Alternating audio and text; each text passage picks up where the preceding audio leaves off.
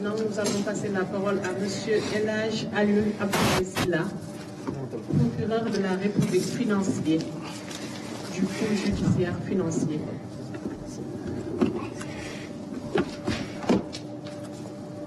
Je pense que M. le procureur Ibrahim Ndoye a donné assez de détails concernant les dossiers qui sont en cours. Beaucoup de révélations ont été faites, des statistiques ont été données.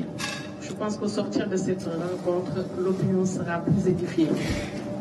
Donc, Monsieur le procureur financier, Monsieur Elhadj Abdoulaye Alioune Sylla, vous avez la parole. Voilà, je vous remercie, Madame la conseillère en communication. Je voudrais remercier Monsieur le procureur général qui nous accompagne dans cet exercice. Remercier également l'ensemble des acteurs de la presse qui ont répondu à cette invitation. Mon intervention va être axée sur l'installation de la poule, l'installation du pôle judiciaire financier, mais également les différentes activités qu'il a menées donc, depuis son installation.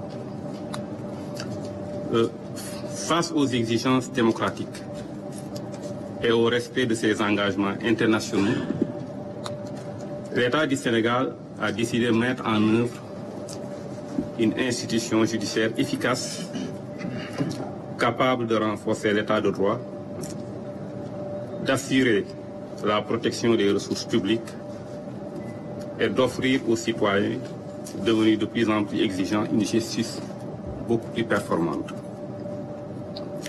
C'est ainsi que la loi numéro 11/2003 du 2 août 2023 instituant le pôle judiciaire financier, doté d'organes de poursuite, d'instruction et de jugement, donc, a été voté.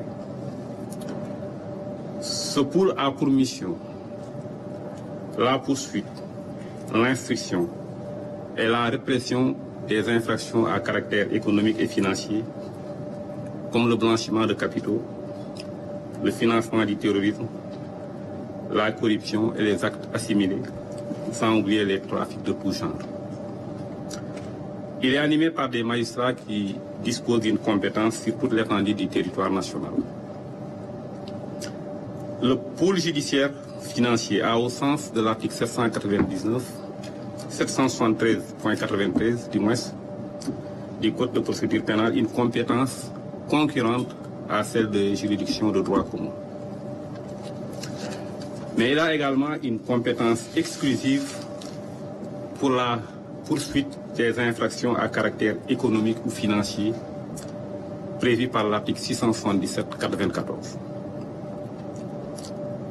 Depuis son installation, le 17 septembre 2024, le pôle judiciaire financier a ouvert plusieurs enquêtes. Parmi ces enquêtes, certaines ont été confiées à la section de recherche de Dakar et elles seront bouclées d'ici la fin du mois d'avril 2025. Il y en a une qui a été confiée à la section de recherche de Thiès. Au moment où je vous parle, il y a des personnes qui sont gardées à vue. La procédure est en train d'être bouclée en vue de déférer ces personnes mises en cause dans cette procédure. La section de recherche également de Saint-Louis a été saisie d'une procédure et les enquêtes sont en cours dans cette brigade. Il y a aussi des enquêtes qui ont été confiées à la DIC. Je dois dire que la plupart de ces enquêtes ont été bouclées et les procédures ont été transmises au parquet qui a saisi les juges d'instruction. Cette unité, je veux parler de la division des investigations criminelles, a également été saisie pour ouvrir des enquêtes sur l'audit du rapport de la Cour des comptes portant sur la gestion des finances publiques de 2019 au 30 mars 2024. Donc la saisine a été faite hier. Les enquêtes qui ont été ouvertes ou transmises au parquet financier ont abouti à l'arrestation de 262 personnes impliquées dans 292 dossiers répartis ainsi de suite. Il y a eu 142 procédures venant des unités d'enquête, 122 dossiers dont les juges d'instruction du tribunal de grande instance de Dakar se sont dessaisis pour incompétence, 20 rapports de la CENTIF et 8 rapports de l'OFNAC. Le travail effectué sur ces différents dossiers a donné les résultats suivants. Le total des biens saisis depuis le 17 septembre 2024. Il y a 92 véhicules de marques diverses qui ont été saisis et qui sont confiés actuellement à l'ONDRAC. Il y a 11 titres fonciers saisis à Rufisque, Thiès et à Mbour. 2 titres fonciers également sont provisoirement inscrits au nom de l'État du Sénégal. Il y a également plusieurs pirogues et des moteurs qui ont été saisis. Ça, c'est au titre des biens qui ont été saisis. Il y a également des sommes qui ont été saisies et cautionnées.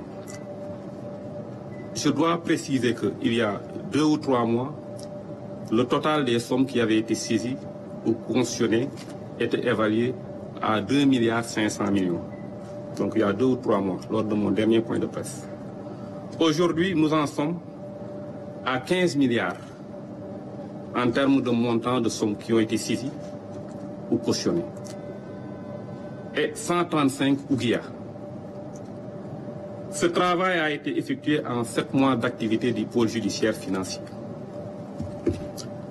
Je voudrais terminer en soulignant que la lutte contre la délinquance économique et financière demande du temps, de la détermination, car elle implique souvent plusieurs acteurs, localisés dans des aires géographiques différentes et qui ont souvent recours à des personnes expertes dans l'art de dissimuler les avoirs criminels.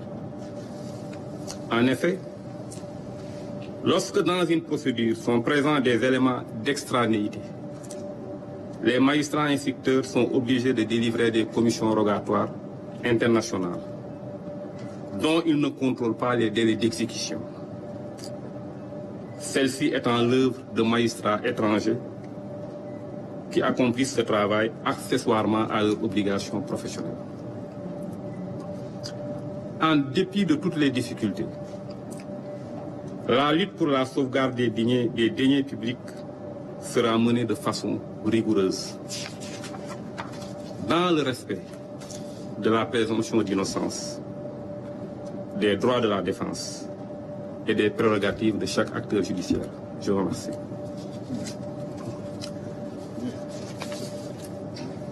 mbokk yi maa ngi leen di